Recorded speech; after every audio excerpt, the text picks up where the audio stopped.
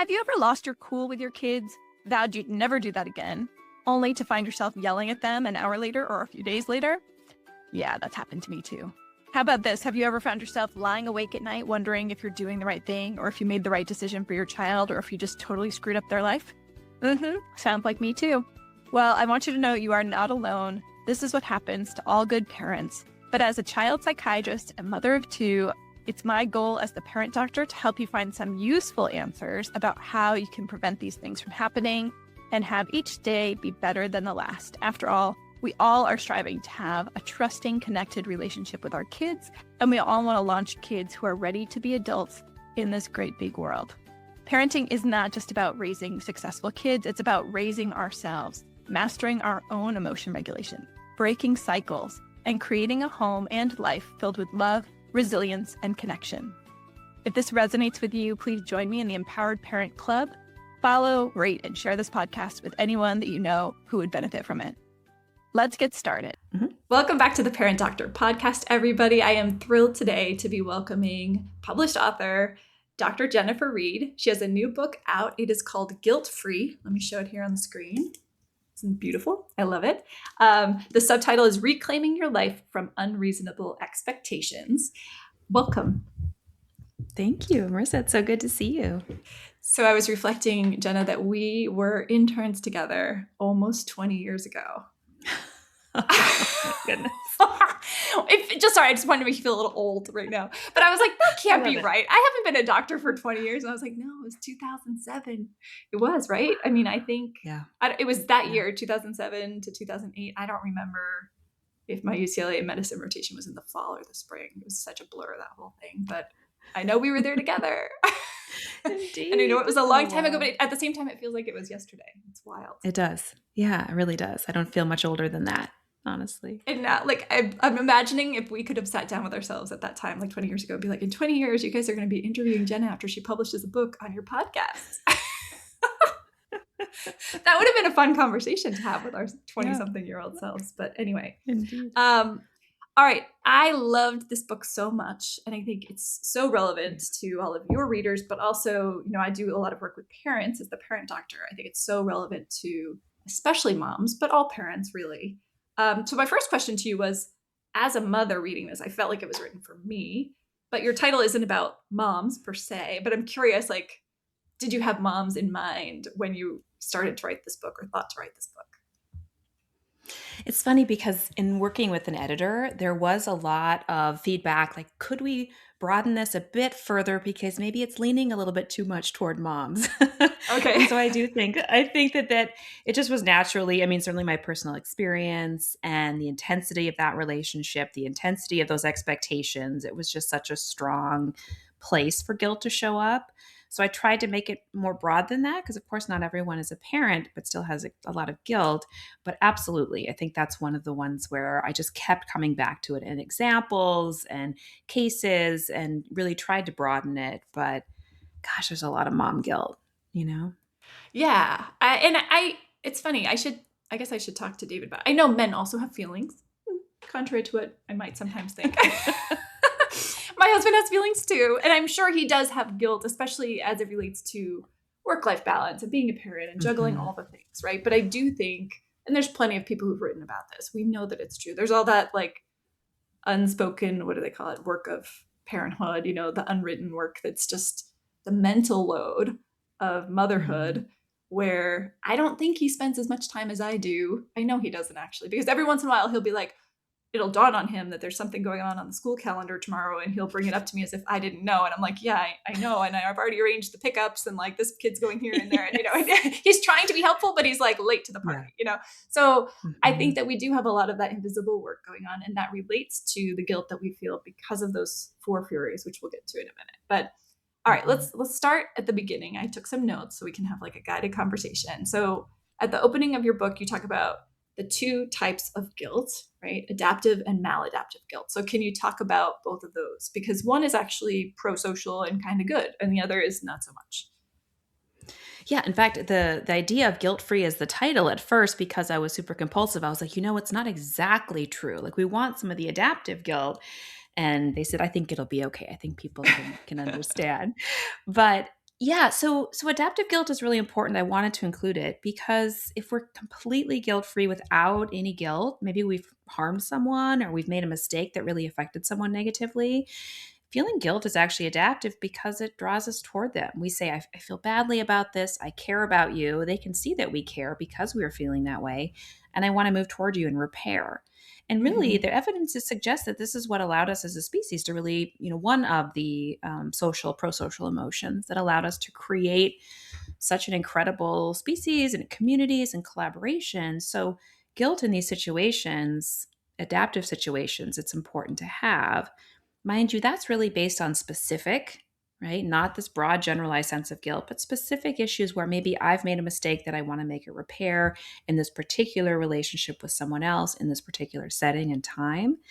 Mm-hmm. And that is very different from the type of maladaptive guilt that I wrote about, which is just everywhere, like nebula, like just constant every day. I'm always feeling like I'm getting it wrong, messing up, hurting everyone, these really broad generalizations. And that was the kind of guilt that I'm like, this is not adaptive by any means. It's not helpful. In fact, it's harmful. It's like draining Mm-hmm. us of a lot of our energy. Absolutely. And I think that's a really important distinction because you're right. The adaptive guilt, it's absolutely a necessary part of our social fabric, and repair in relationships, when I think about parent child relationships, is super important. Like, you need to have that conflict that leads to the guilt on both sides, the child side and the parent side, and then the repair. That's what makes the relationship stronger ultimately. If you're glossing things over, pretending you're fine, it wasn't a big deal, you're actually weakening Yeah. the relationship because you're not acknowledging there was that opportunity for admission of guilt and repair. But the more pervasive maladaptive guilt, that feeling of I'm not enough, that's really the Mm-hmm. problem. So that's what the bulk of this book is about. And I think all of us can relate to that to some extent, some of us more than others. But you also talk about the difference between guilt and shame, where you said like the difference is guilt is like a bad feeling that would lead you to shame to correct. But shame, you said it's like a black mold that festers in the darkness, which I loved that line. I was like, underline, underline. It was gold. I loved that. So talk about that, because I love Brene Brown, and as you know, she's researched a ton on shame. Let's discuss Mm-hmm. the difference between guilt and shame, because there's a big distinction that's important. Right. And I think the idea of guilt, and what I was hearing from so many women, is the sense I needed to do more, right? I needed to do more for my body or my family. Like there was an action I needed to take, or maybe something I shouldn't have done, as opposed to shame really being about the entire person, that I am bad, that I am flawed. And I think when we get into the sense of I'm just never enough, you can see how guilt constantly can shift into shame, where it's Mm-hmm. just like I don't feel good about anything about myself. And so the black mold idea really is that shame is different than guilt in that it doesn't tend to drive us toward repair or connection. In fact, there was some interesting data suggesting it was, or research, talking about fight or flight, and shame almost being a reaction. Instead of going toward and trying to connect, we withdraw, we hide, we protect ourselves through Yeah. whatever means. And I think that's a very different distinction. And so I think it's important to know which one can drive us to move toward. But with constant guilt, it drives us, I think, to be overly productive, to be overcompetent, to kind of do things until we're just exhausted and overwhelmed, and saying like, why do I still not feel like any of this is enough? Okay, well, that like very nicely segues into a topic I wanted to get to later, but let's talk about it now. And that is when you were talking about overcoming guilt, you discussed different ways that you can go about it. When I talk with patients, when I discuss neurological learning, I like visual analogies. So what I describe is, imagine like this path through your brain. When this happens, you have this reaction, right? It's automatic. And it's that way because it's like a path that's well worn through a dense forest. And when you go hiking, there's those paths where there's like the railway ties that are outlining it, right? Like those are your default paths. And often, you talked about that reflection back to childhood. Often these are wired in your childhood. And so it becomes harder to veer left and do something else and have a different response. And what I tell Mhm. my patients and my kids too is like, when you're trying to have a different response and to change your way of responding to a trigger, the first time, it's like if you were on one of those paths in a thick wood and you turn left to a place that there isn't a path and you've got your machete it's going to be really hard, a lot of work to like hack your way through there and make a new path. And the next time too, it's still going to be really hard because new things will have grown up and it's still going to be but once you do it enough times over weeks, months, it gets easier. And you have that speak analogy or framework for this, which I thought was related. But let's talk about the distinction you just made, which is if you have been living for guilt for a long time and it's progressing now to shame. If you're listening to this and you're feeling like, yeah, that's where I'm at, is shame. That means that your sympathetic nervous system is on all the time in a way that makes it harder for you to forge that new path.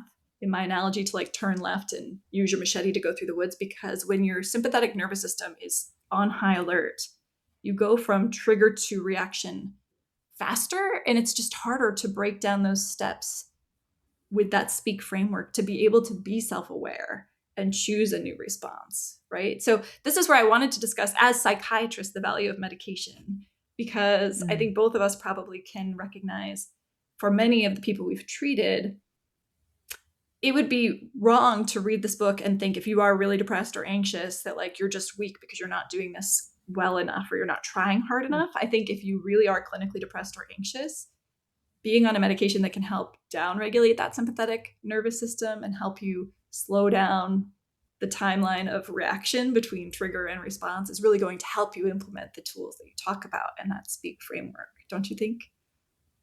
Yeah, I absolutely agree. I mean, certainly do not want anyone to think that they're experiencing these symptoms because they're just not applying the tools the right way. I mean, some of this is very, very difficult. And I use the analogy a lot with my own patients of sort of physical therapy because my husband works in that area of medicine. And I say, in order for you to engage in physical therapy, for example, you would need to have enough pain control that you could actually tolerate the exercises. Exactly. That's a great analogy. Think, the emotional pain, the challenge of being so anxious and you're trying to make changes while anxious or while so depressed that it feels like you're moving through mud and everything is 100 times harder, that's going to make it really, really difficult and slow. And, you can become easily discouraged, understandably. We're all sort of impatient. We want to feel better soon.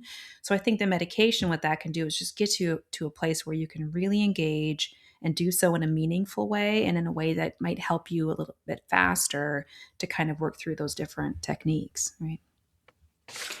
So let's talk about the SPEAK, the SPEAK, SPEAK. It's a acronym that you came up with, right? Or a mnemonic to remember these steps to try to have a new response when you're feeling guilty. But really, this is true for any kind of emotional reactivity you're having that you're trying to change, whether it's anger or fear or anything, right? You would use this kind of framework. So walk us through it. This is show up. So kind of raise your awareness, right? Isn't that what that means? Exactly. It's interesting as I've been kind of creating a treatment protocol with the ideas from the book, it does map very smoothly onto this process of psychotherapy. And that's what I was trying to illustrate. Not that speak is something brand new, but it is just a way, like you said, shorthand. Showing up is so important because honestly, I just want to give the readers credit for showing up and even thinking about it, whether it's checking out the book from the library, borrowing from a friend, like just showing up to yourself and saying, I value myself. I think that I'm worthy of this time and attention. And that's a big step. I just didn't want to miss that one, right? And just jump right into the thought changes. But P is paying attention. And again, so many of us, myself included, go through on autopilot. And the idea of practicing mindfulness is literally just noticing what you're doing in that given moment. And that can be really hard to do. So paying attention is just shifting to kind of being a curious observer of your own thoughts and feelings. And then E is really examine. That's like once you've gathered some of this information, it's noticing where guilt might show up more often than not. Maybe it's right when you get home from work and you see your kids and you say, I feel so guilty I wasn't here earlier. Or maybe it's after you get off a call with a loved one, a parent, and I feel so guilty because I'm not spending enough time, not calling them enough, I don't live close to them, all the different things, right? So that examination is important. So showing up, paying attention, examining those thoughts and feelings, taking action is really like, okay, I need to make sure I have some really concrete steps because I think that's important. That's what I want in one of these kinds of books. And then K is keep going. Because as you said, with your beautiful analogy of the machete in the forest, you have to keep doing it over and over again to rebuild and literally rewire your brain. It's not an overnight process, but it's such an important one, such a powerful one. And you move in that direction. You don't typically come back to baseline if you're struggling. Yeah. Well, okay, let's take a minute. We might even pause the recording here, but I would like us each to think of an example from our own lives. I have one, but I'll give you time to think of one from your own life so that we can let the listeners know. I'm going to give an example of like my daughter a few weeks ago. You know, those things, they're like, I might have talked about this on the podcast with you too. Neatos, they like, you squeeze them and then they've got this stuff inside you. Boys, they might not be into that. But anyway, she had this thing. It's like this silicone water glitter filled cube thing. And she's like playing with it in the morning in the time that we're trying to get out the door. They have to be at the bus at 7. So it's like 6:55, you know, and she's squeezing this thing. Calvin has in his hands this 6-page graphic novel that he's been working on all week, not in a folder. And of course the thing, so there's like water and glitter all over her face, her uniform, his thing. And, you know, instantly there were like big feelings. But somehow, even though I did not totally keep my cool, I will be honest. Like I dropped an F-bomb, not at my children, but I was just like, fuck, we're not going to get the door. I'm not going to get on the Zoom call at 8 o'clock. Like, I'm going to just have to drive them to school. It's going to be a shit show. And then I like calmed myself down and I was able to like calm my daughter down. My husband worked with my son, calmed him down. And somehow we got out the door and we got to the bus on time. And afterwards I was reflecting, that was actually pretty damn good, because I feel like if that had happened a year ago, I've been doing like regular meditation, mindfulness, went to some silent retreats. Like I'm really practicing accepting what is just as it is, not going to the next thing, which is what I instantly did. You know, like this is going to mean the kids aren't going to make the bus, and then I'm going to have to drive them, and then I'm going to have to call on the way and cancel this meeting, and I'll probably lose the client. You know, your brain goes to all of those things. Yeah. And I was able to catch myself by paying attention, not immediately, but within 15 seconds, which is pretty good. And then just decide I'm just going to bring a different version of myself to this situation and control what I can, which is like just staying the calm parent, helping everybody like feel like, yes, this sucks. This is not the way we wanted the day to go, but it's okay. And it worked. Like it really worked. So even though it's a silly example, it's kind of just such a trite thing to happen, but it's an example of the kinds of things for parents that I think just do come up every day. And when you lose your cool over those little things, those are the things that tend to trigger a lot of guilt in me, especially as a child psychiatrist. Because I'm like, I shouldn't have lost my cool over that. Like I should be more mature.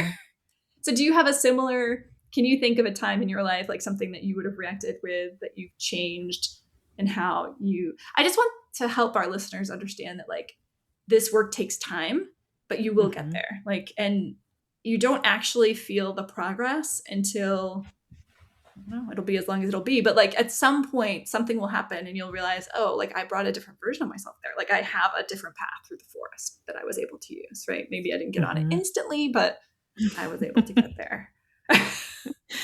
Yeah, I love that you were like, we might have to pause the podcast so you can think of one. I can think of like 100, honestly. Okay, like just go for it. There, I just gave all mine the a time. rambling, but No. I think that it's not that even in writing this book and doing this work that like those thoughts never emerge. Like guilty thoughts come up all the time. And so now it's how do I respond to them? How do I not let them take over and take control? So one example, so my son is in a musical and middle school musical, and the way it works in our town, the parents can buy tickets early.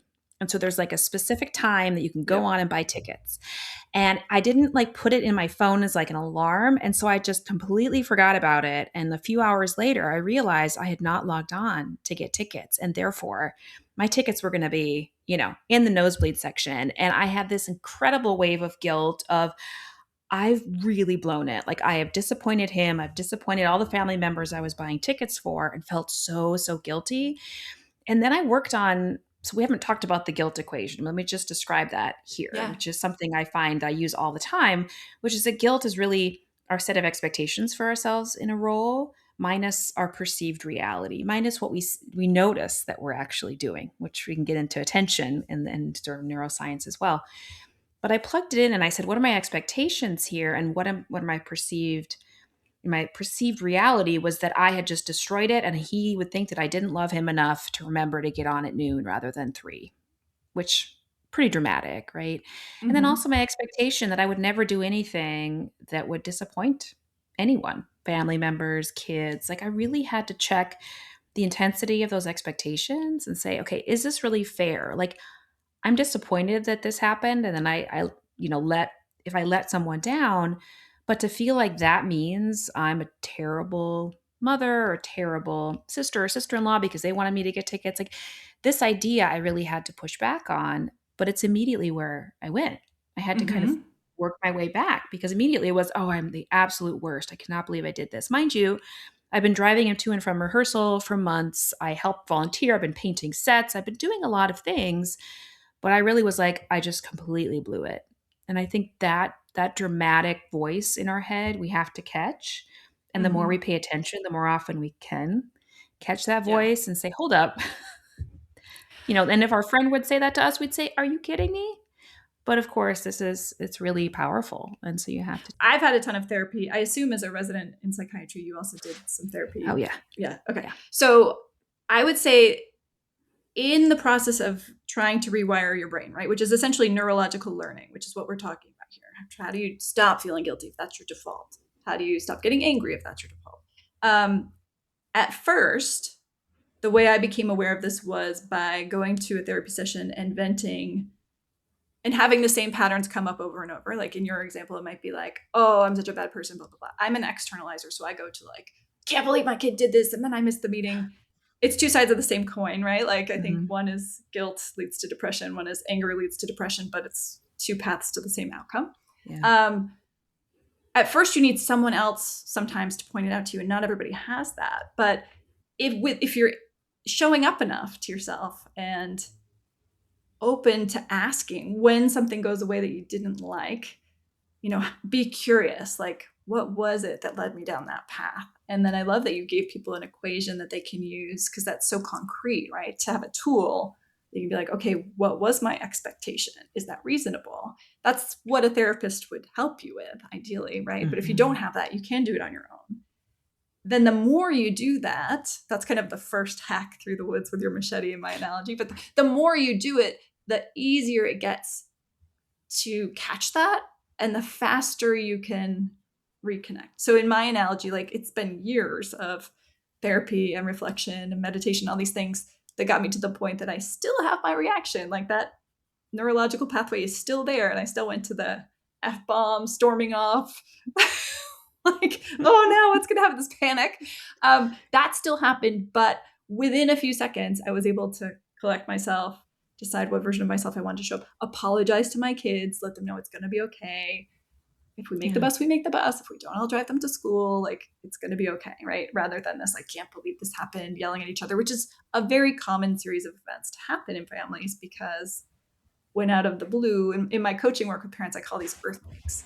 Like when something happens out of the blue that triggers your emotional response, that's like an earthquake in your inner world, in your emotional world. And sometimes it's our kids who are having earthquakes, and then it makes us have an earthquake because you're at the grocery store and your kid's suddenly melting down. You're like, what is going on? Like, why? And sometimes it's your own earthquake that leads to your kid's earthquake. But in a family system, we're all susceptible to being influenced by each other when we're dysregulated like that. And as adults, as parents, it's so important that you work on this skill, and everyone can work on it. It's like a lifelong skill. I don't know anyone who's fully mastered it. Well, maybe some like enlightened people, but the enlightened people I know don't have children. I don't think that's a coincidence. So there's always room for improvement in emotion regulation, right? But that also feeds into, if you have great emotion regulation, you're also not going to lead yourself down the path of an internalizer to feel so guilty. Right? Yeah. So I have to ask, you know yourself pretty well. Like, would you say you're more of an internalizer or an externalizer? Definitely more of an internalizer. Very much. Because if I wrote this book, it would be called Anger Free.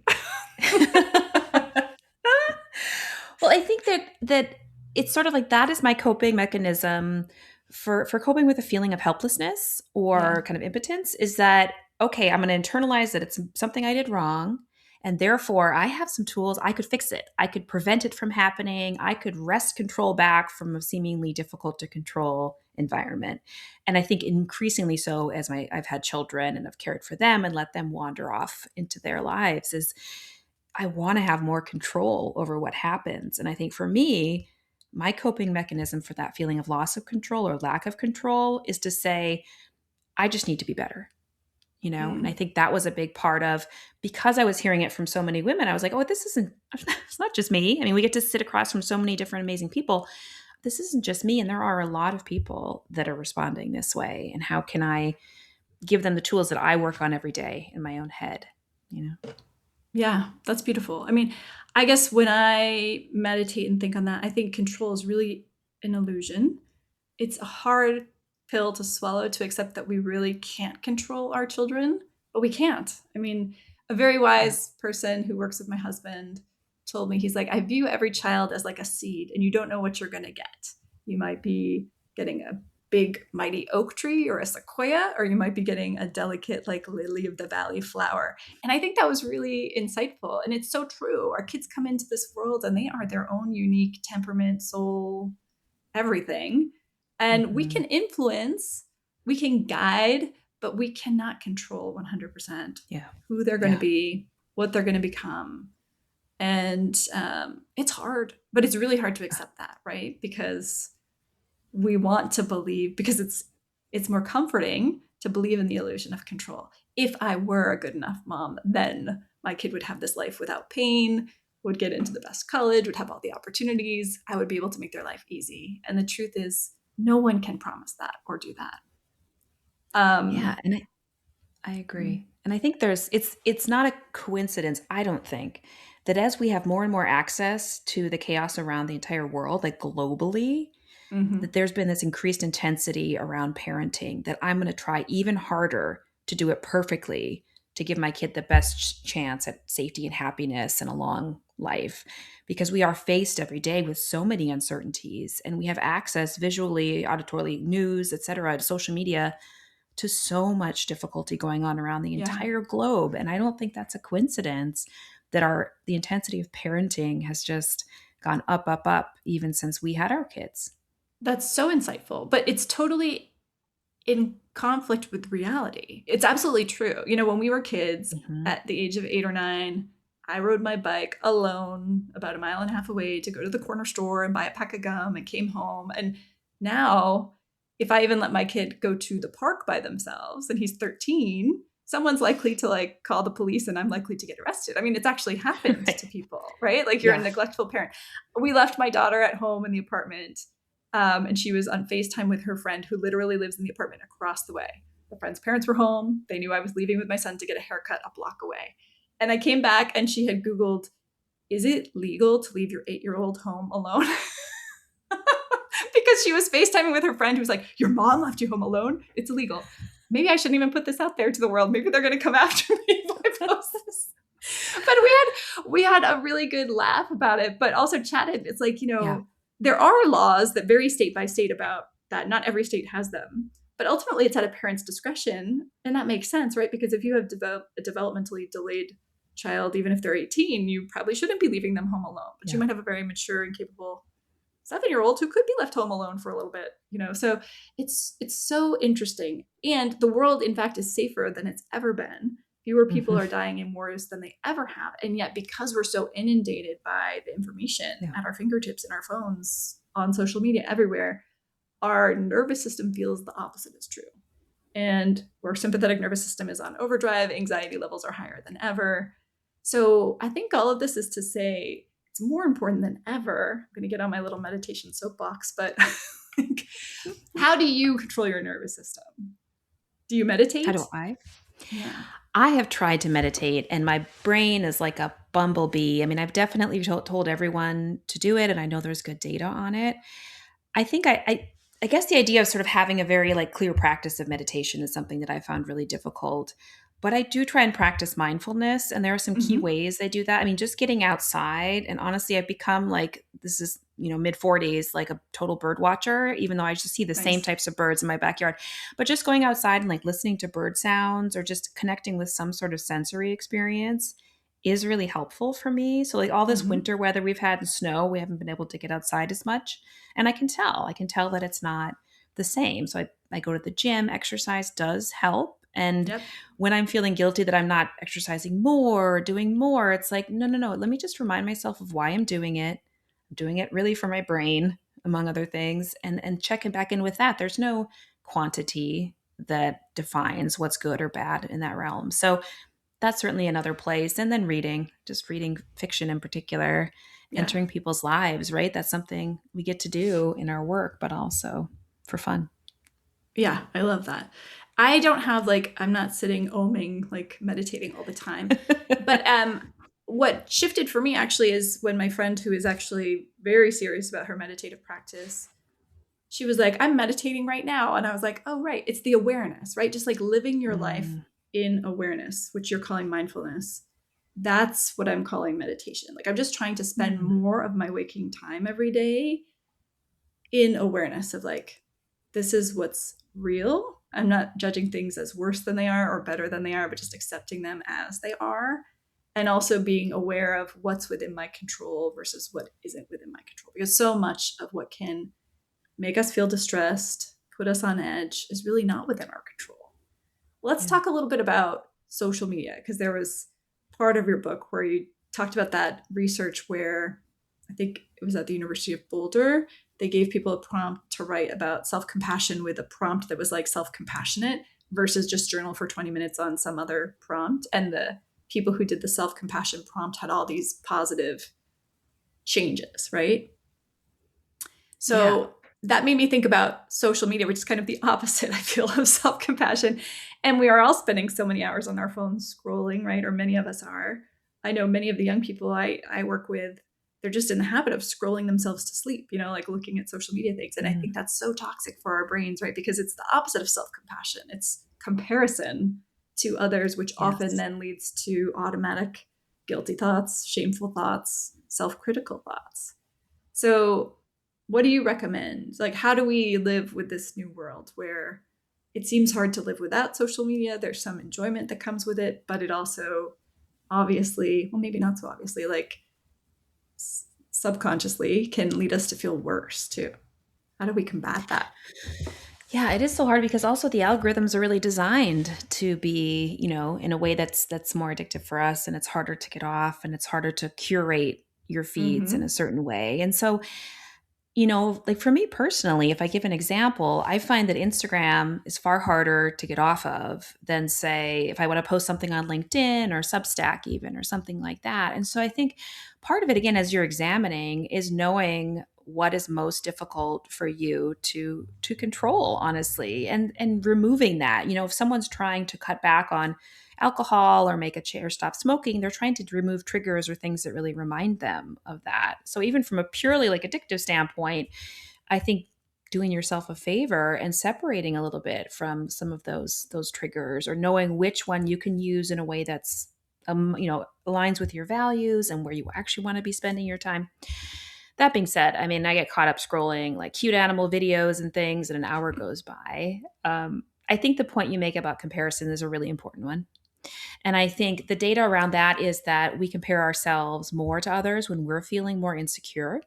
And so I think that's a perfect storm, right? To say, because also you're comparing yourself to someone else, but who are you comparing yourself to? We choose, maybe not consciously, but we choose who we're going to compare ourselves to. So I could either say, okay, I'm feeling like I'm not doing the right thing. I'm going to choose one other person who's just a regular mom doing her thing, working, whatever, watching Netflix when she should be doing something else.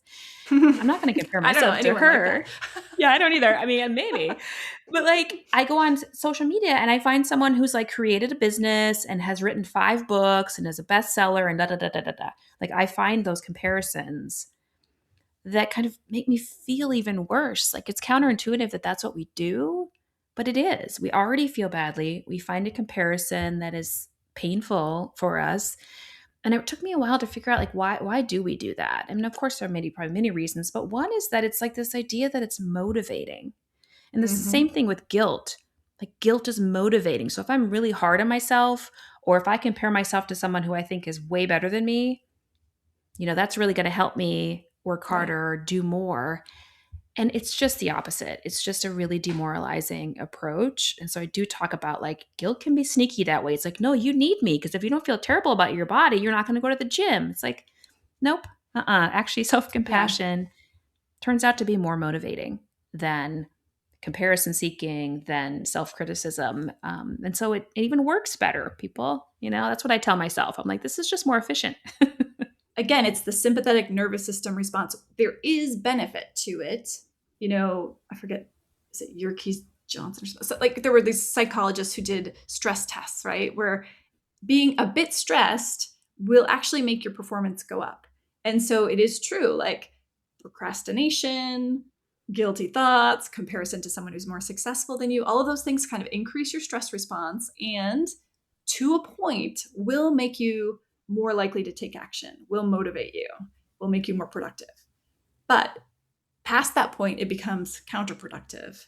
And even though it works, it comes at a cost of your health, right? So let's talk about that as two physicians. We know that like chronic stress response is no bueno. So like, let's talk about that. Like when you have high cortisol, your sleep is crappy, you're more likely to have insulin resistance, you're more likely to have illness, so many things, right? Autoimmune disease, cancer, like all of these things are linked to this stuff. So it's not just that you're going to feel worse, even though you might still be productive if you're letting guilt drive your productiveness. You're actually shortening your lifespan. So it's a kind, not just compassionate, like you're being nice to yourself. It's also like a health choice you're making when you decide to instead celebrate everything you do. Like every time you eat a salad instead of a cheeseburger, you are being healthy and you should celebrate that regardless of what the number on the scale is, right? Like, so if you're just celebrating your progress every step of the way and being kind of goal-driven, purpose-driven, identity-driven rather than shame and guilt-driven, that really changes your biology in a positive way. Right. And think about which part of the brain is active, right? When we are in that fight or flight or sympathetic nervous system is fired up, then it's more and more primitive part of the brain that's just like reactive, responsive. Like we don't have that frontal lobe online that's basically helping us plan and reassure, kind of parent ourselves. I really think about that. The frontal lobe is sort of our ability to parent ourselves and say, it's going to be okay. This feels like a really big deal, but it's actually not a really big deal, like all those ways. And so you're absolutely right. And that can have its effect on our entire bodies. So how do we, there's so many reasons to make that change. And it's just so hard on our self-esteem as well. Like the idea that I'm using guilt to motivate. So I'm already starting from behind. Like I'm starting from failure as opposed to starting from neutral and going forward. Like the whole Nike slogan is like, just do it instead of like, I can't believe I haven't done it already. Because like, like just do it. It's far more motivating. And so I agree. I think it's really a powerful framework, but it's one that it takes time and attention to practice it, to remind yourself each day of the things you're doing well and to check those really critical thoughts. Yeah. All right. So let's leave the listeners with some key takeaways. Like, do you have any real actionable tidbits that you give people on things they could do that take maybe less than 15 minutes a day that would help them build this brain muscle of having this new way of looking at things and starting down a new pathway rather than the guilty feelings that they might be prone to? Yeah, but certainly some of my favorite things. One is to really mobilize self-compassion. It sounds really simple, but it is act like you're speaking to a friend exercise because it gives us just a little bit of objectivity. And we maybe have a drastically different way. Let's say a friend said, "Oh, I can't believe I forgot that birthday for my sister." And you're saying, "It's okay. Like you love her, you'll give her a call. She understands." Whereas if it's yourself, you're saying, "Oh my God, you're such an idiot. Like you're so thoughtless, you're so selfish," right? So it's practicing speaking to yourself as if, how would you actually speak to a friend in that scenario? And I think it can really be a helpful shift. And you can do that anytime. I mean, that's just if you're catching some of those thoughts. I think, positive psychology, there are so many different strategies there. I do list a few in the book, but looking into that a bit more. One is the sort of 3 blessings exercise, which I've actually done with my kids around the table at dinner, which is really fun. And my husband as well, is we'll say, what are 3 things that went well today? And it mobilizes those memories that they may not otherwise. I mean, usually it's like, it was fine, Mom. Lunch, school was fine. I liked my lunch, or something. Right. But it just actually forces them to pull positive moments from the day because it's your turn. You got to give me 3, even if it's really, really tiny. So I think that could be a really helpful exercise to make that change. And then really just plugging in the guilt equation wherever you can and using it to push back, using it to evaluate, what am I totally overlooking here that I've actually done? And what are the ways that I'm expecting myself to be superhuman? Because every day women are doing that. in Right. so many different roles. I mean, just it's almost universal. So I think using the guilt equation is something I use every day, multiple times a day, to just really push back on this and keep growing those neurons in the right direction. I love that. And let's give everybody the guilt equation one more time. So guilt equals, Yes, our expectations of yeah, ourselves, which are created by many things we go through in the book. It's not we're doing this to ourselves, but our expectations minus our perceived reality, how well we believe we're meeting those expectations. And that's based on what we perceive. It may not even mhm. be based on like what's real, what are we actually doing? And I think that's an important step. I think that's great. And I think it's important to keep in mind we can work on shifting our expectations. In my experience, like that can take a little longer. The perception of reality, just asking yourself, is it true? You were giving that example, and I think it was a great one of like what was triggering your guilt after not buying the tickets. Like, is it true that you don't love your son because you, and also, it's kind of ridiculous that you have to be like on it the minute. I can totally relate because we had the same thing, but like, if you're not on it in the hour that it opens, like all these better parents than you are going to have scooped up all the good seats and there you Yes. are in the nosebleeds, right? Like, so Yeah. I know exactly that feeling, but is it true that you don't love your son? No. Is it true that I don't love my son? No. And I actually think that these, in my experience at least, those moments have been some of the best opportunities for me to connect really, truly, and honestly as an imperfect person with my kids.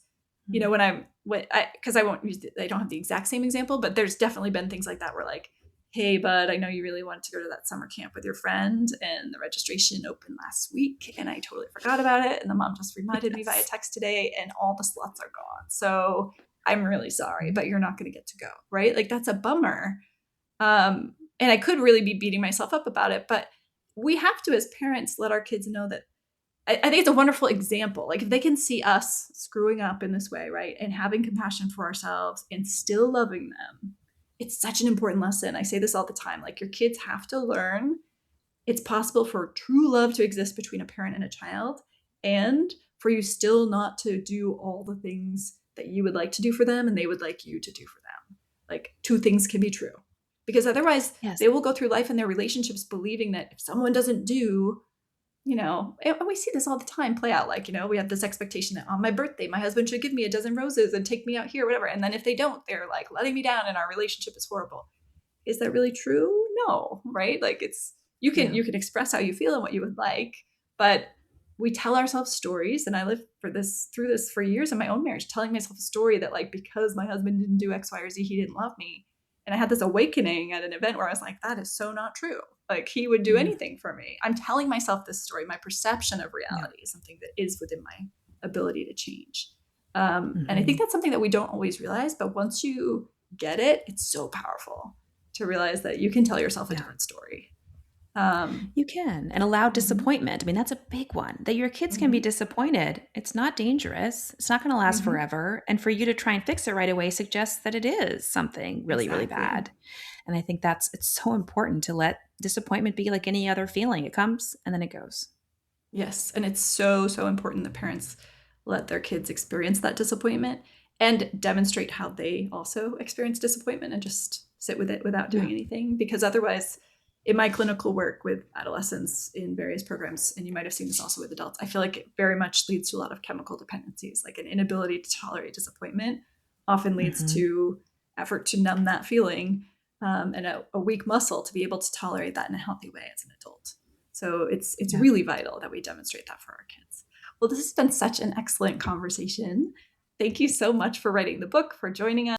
Oh, yeah. They could find me just at jenniferreidmd.com, or I write over on Substack and podcast. It's A Mind of Her Own, because that's really important for me to try and nurture in myself and other women. So they could find me there. Awesome. Well, thank you so much, Jenna, for joining us. Thank you, Marissa. This was really fun.